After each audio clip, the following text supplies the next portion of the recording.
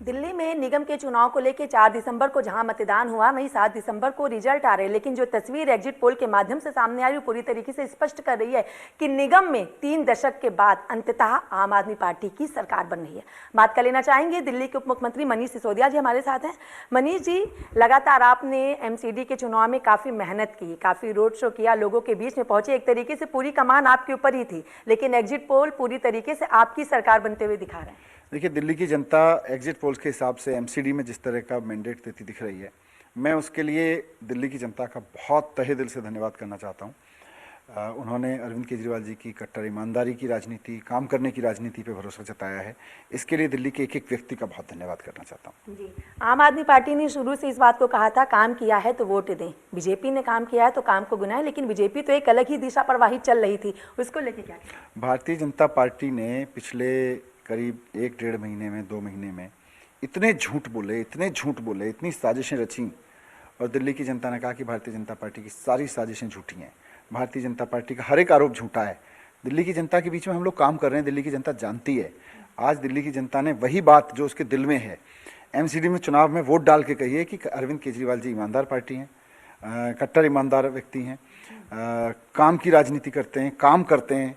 दिल्ली की जनता ने आज सिर्फ भरोसा नहीं जताया, बल्कि पूरे देश को मैसेज दिया है कि भारतीय जनता पार्टी जो झूठ बोल रही है उसमें कोई दम नहीं है, इनके सारे एलिगेशंस झूठे हैं, इनके सारे एफआईआर, इनके सारे षड्यंत्र झूठे हैं।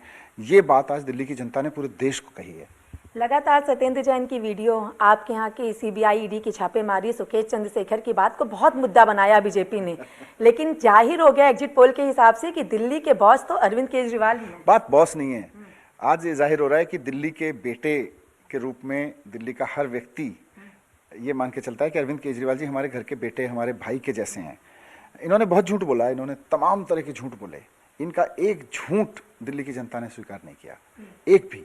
बल्कि दिल्ली की जनता ने वोट डाल के देश भर की जनता को मैसेज दिया है कि ये कट्टर ईमानदार पार्टी है, इस पर भरोसा रखो, बीजेपी झूठ बोलती है, बीजेपी बेईमान पार्टी है। जी, गुजरात में जो एग्जिट पोल आ रहा है उसमें आपका वोट प्रतिशत तो अच्छा है, लेकिन पूरी तरीके से आप लोगों के फेवर में होता हुआ नहीं दिखाई दे रहा सरकार। हमारे फेवर में तो यही बहुत बड़ी बात है कि आम आदमी पार्टी 10 साल के अंदर अंदर नेशनल पार्टी का ऑफिशियल स्टेटस लेने जा रही है।